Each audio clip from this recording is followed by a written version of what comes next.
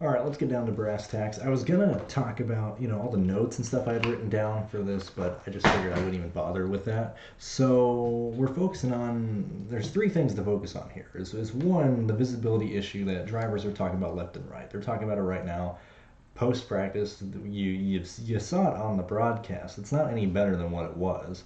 I would not be shocked if we saw single file restarts come back this year. That just wouldn't shock me at all. In terms of looking at the practice data, and I'll talk about some drivers that I like here in terms of speed, but you need to almost get your mind ready to like guys that you probably wouldn't have liked, and you're going to want to try and be light on guys that are most likely going to qualify up front just due to the passing points and how the heat races are going to go.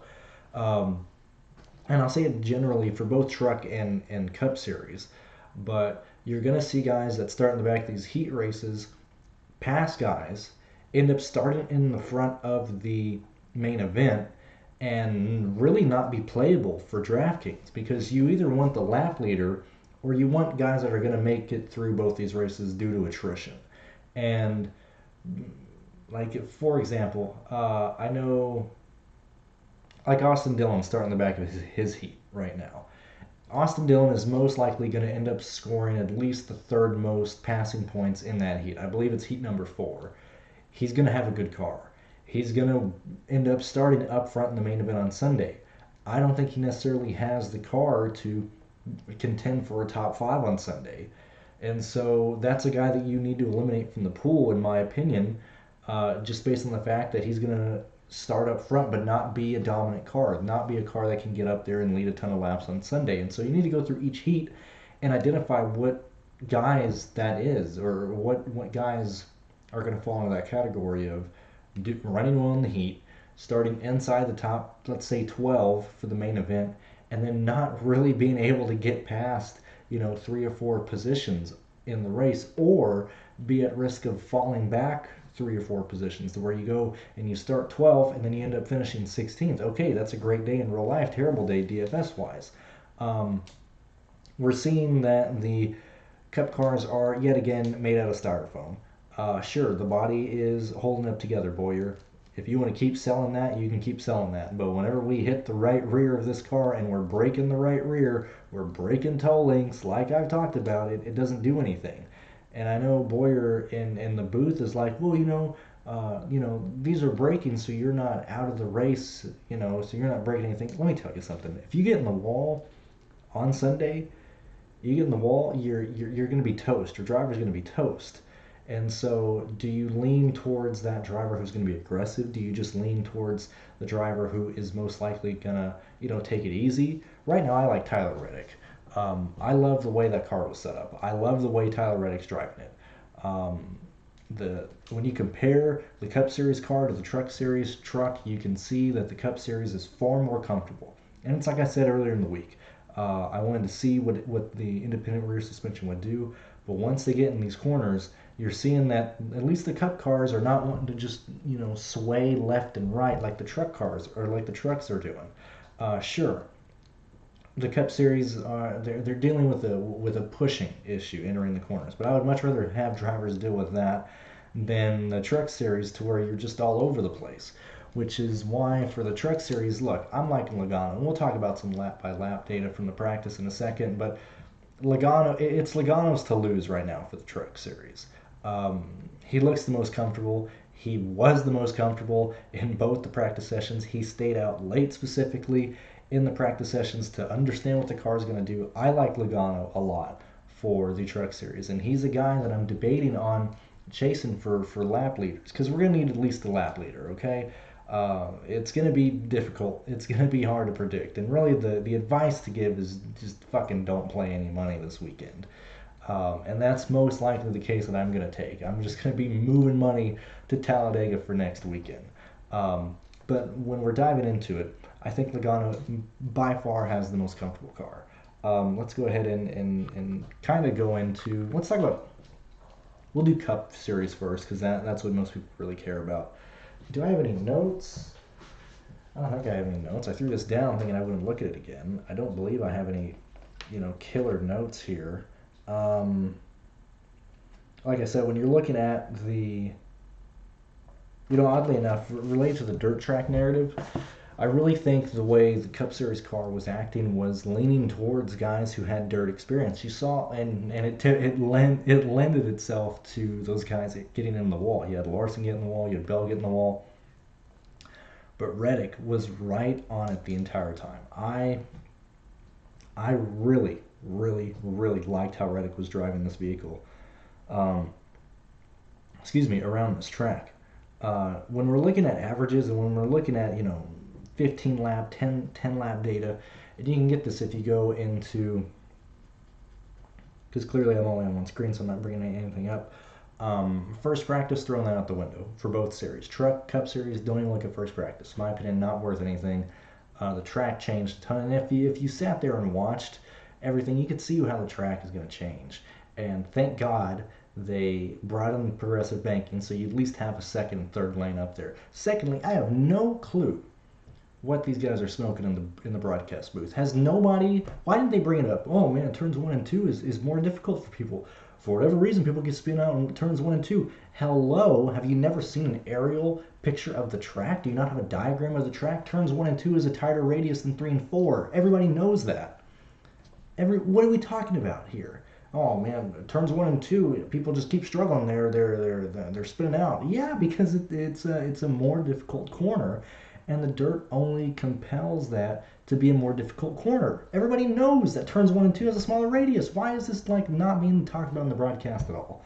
Once we get past that, the guys who ran a lot of laps are guys that are feeling comfortable, or the guys that wanted to go out there and get experience. That's why, like, for example, that's why I brought up Austin Dillon when we first started. Austin Dillon ran a ton of laps, ladies and gentlemen. On the track the most in practice number 2. On the track the most, running actually decent lines. If you're looking at the Fantasy NASCAR spreadsheet that you can get by going to the link above or the description below, I really pushed for having times instead of speeds at the line in the practice laps. And the reason for that is because specifically on dirt tracks, the mile per hour at the line can be very deceiving. It can all be on how you come off the corner. And if you're seeing drastically different times at the line, you can even be running a consistent lap time. You could still be at different speeds. And so unlike asphalt racing and unlike most of the tracks that we go to where I want to see where these guys are at speed-wise at the line, I wanted to consistently see lap times. And the fact that it's only to a tenth doesn't concern me at all. You don't necessarily need the hundredths here. Okay, we just need to see that these guys are in the ballpark of being fast and being adequate and being there late in this race. And so when we look at times, I'm wanting to see guys that are running 21 threes, 21 fours, and if you can get 21 fives consistently, that's good. If you're running faster than that, we can look at what time in the practice session you did that. But if you're running like 21 twos, 21 threes, that's good to see as well. Like in the case of Todd Gilliland, that's why he was up on the score sheet so much, is because he was running 21 threes and 21 fours and even 21 ones early in the practice session. Specifically, practice number 2 it was extremely fast. It was already worked in from the truck series. And so you got to see guys go out there and just put up blazing fast times on the clock that really didn't change throughout the practice session. Like right when everything started in practice number 1, you had Gilliland running at 27. You had Denny Hamlin running at 26. Stenhouse at 28. And then as you can slowly, or as the track slowly started to go away, and we didn't have as much moisture in the track, we started to see guys slowly move into the 21 twos, 21 threes, 21 fours, and that's why I didn't want to look specifically at the speeds, because you can still have blazing fast speeds at the line, and I would just much rather look at the actual lap time. And so I've already had some questions of why we're using that instead of mile per hour this weekend. So that's my main defense there. And then I am glad that Fox was actually zooming out at times so you could actually see the track. The fact that we're going to have guys all over the place is clearly right now, like the main picks are going to be in the live show, but this race is I think it's going to be way more crazier than last year. Last year we really only had the big one out of turn 2 with Eric Almirola, Stenhouse, Anthony Alfredo getting involved when Almirola spun across the track. there's there's a real high chance, in my opinion, that we end up having more cautions. We end up having more restarts, and I do believe that this track is actually going to produce more dirt. Because last year the track was one group. Everybody was on the bottom of the racetrack, and sure, it was dusty. But now we're spreading out across the entire track, okay? And we're already seeing huge dust clouds, and sure, yeah, sure, it's not during the day, but have you ever been to a dirt track at night when the dust starts getting kicked up and you have lights involved in that? You start getting this foggish issue, even if you're in the stands. I can't imagine what these drivers are seeing. You've already seen how dirty these cameras are getting. The dirt and the lights are going to reflect off the windshields terribly, and I doubt they're going to end up painting the wall or doing anything for that. And so I'm leaning more towards trying to pin a lap leader down based on who performs well in the heat races, and in that case, it'll most likely be a guy who starts inside the top four for Sunday's races, or even for the Truck Series. Like for the Truck Series, I'm on Logano. That's just where I'm at. I like Logano. I think he's going to start up front, and I think he's going to get through the field fine. But specifically for Sunday, I think the guy who starts first, second, third, or fourth has the highest chance right off the bat to stay up front. I just think that's how it's going to be. And specifically, if it can be somebody who runs a later heat race, closer to what I think you're going to end up seeing on the track, that's where I would have leaned. That's what I want to lean towards. Outside of that, I think it's going to be a place differential play. I really do. Like when we think of all the guys who ran to issues, it was Chase Elliott, William Byron, Denny Hamlin, Larson. You had I just went blank on the other guys. Stenhouse is getting in the wall late. Yet again, like these cars, if you just barely tap the wall, your right rear is broken, and that is not something you can repair. I don't care what the broadcast wants to say. Once you end up, damaging one of those components, you're not going to be there repairing this car. You're out of the race, and so going back, you can look at these times and see, okay, who's fast, and once you answer that, okay, who's not pushing it? Like Gilliland's pushing it. Gilliland is fast. That scares me. You have Chase Elliott who constantly spun out. That's scary.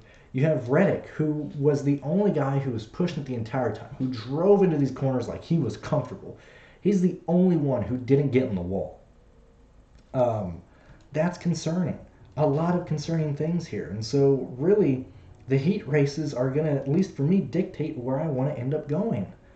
That's really what I want to lean on. And then if you compare the data to some of these guys late in this event, like Gilliland had consistently fast. Gilliland has a fast car. He was fast at the beginning of practice. He was fast at the end. Fast compared to the guys who were on the track with him.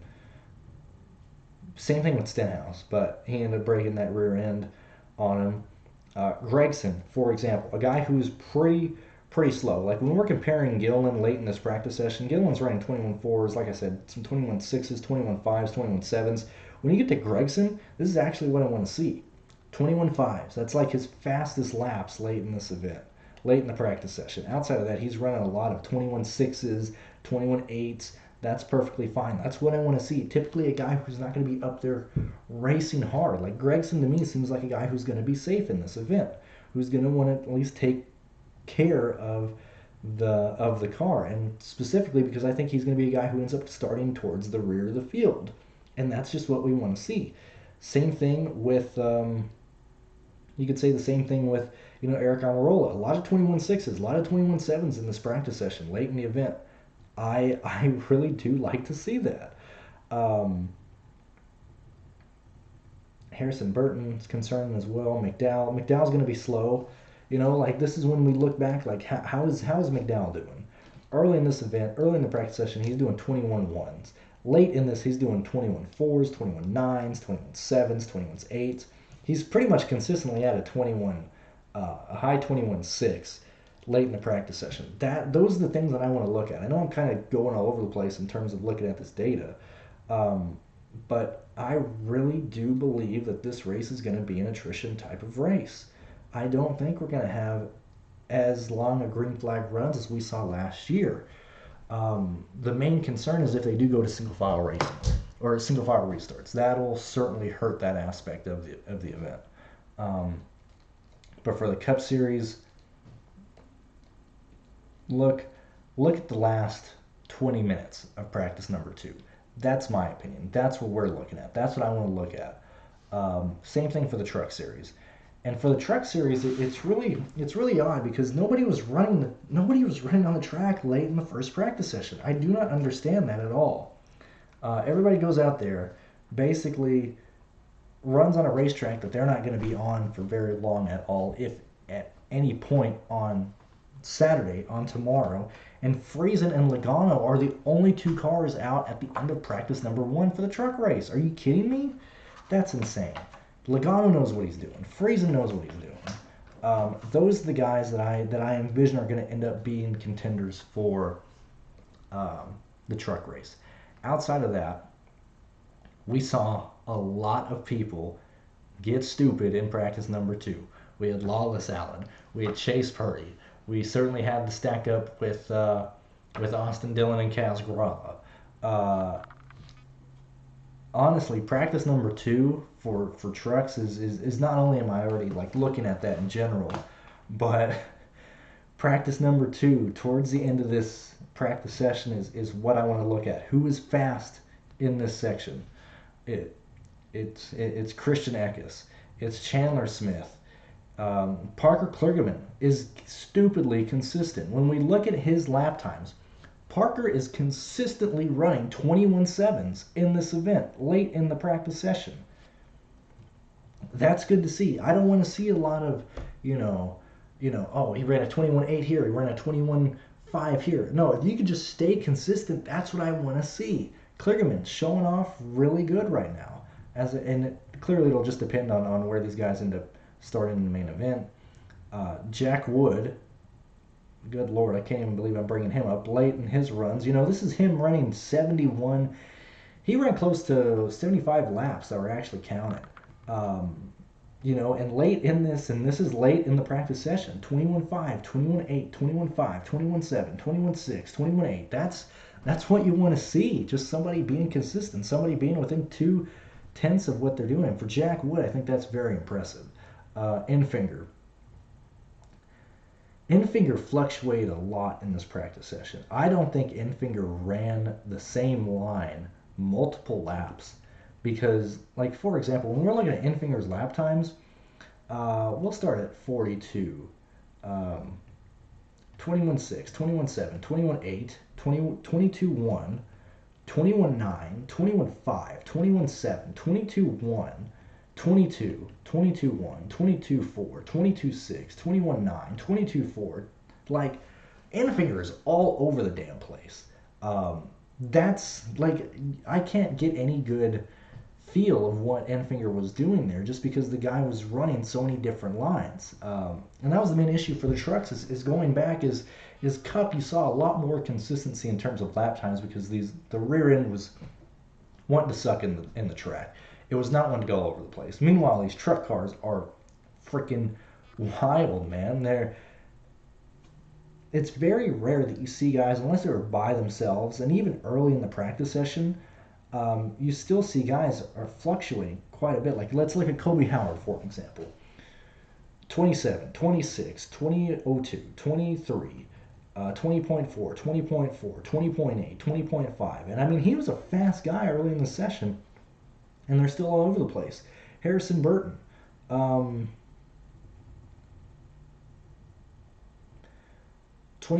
20.3, 20.3, 20, 20.5, 20.5, 20.5.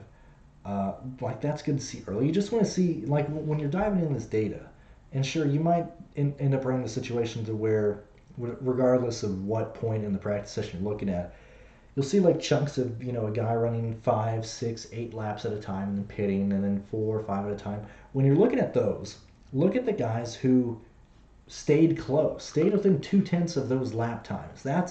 Those are the guys that are looking good. And then once you know how everybody's lining up for the Truck Series race, you can then come back and say, okay, who's looking like a good dominator, lap leader play? I didn't say that word. Lap leader play. Or who's the guy in the back that's looking like a good place differential play that was consistent in practice number 2, who didn't fluctuate a ton, who wasn't driving crazy, who we didn't have any highlights from in the practice session. Those are the guys I want to focus on. Those are the guys I want to play. I wanted to put this out there really quick just because I assume, and even before I had this, I had some DMs on Twitter asking about what we're looking at specifically in the practice data from this, and so I just want to make this very clear, or at least put a quick video out of. Look at practice number 2 for both series. Specifically, look at the, I would say, last 15 minutes of those. If for whatever reason a driver did not run that late, just look at them as a whole, and then do that for everybody else. Like, look at how they did at the end of practice session, and kind of work backwards. Okay, this is how they ran at the end of the practice session on a track that is most likely going to resemble what they're racing on. And then how are they early in the practice session? Were they consistent? Were they all over the place? I'd go from there. I think visibility is still going to be an issue. Like, running at night, okay, the track's not going to dry out, but you're still going to have issues with the damn windshields and stuff. You're still going to have situations, and especially almost worse now because the groove was 1 lane last year. Now that we're getting up towards the wall, that powder is just going to stay dry the entire race. Anybody gets into the wall, you're blind behind you. You can't see anything. And so I would not be shocked to see the same thing that happened with Dylan and Kaz Grala in the Truck Series practice happen in the race.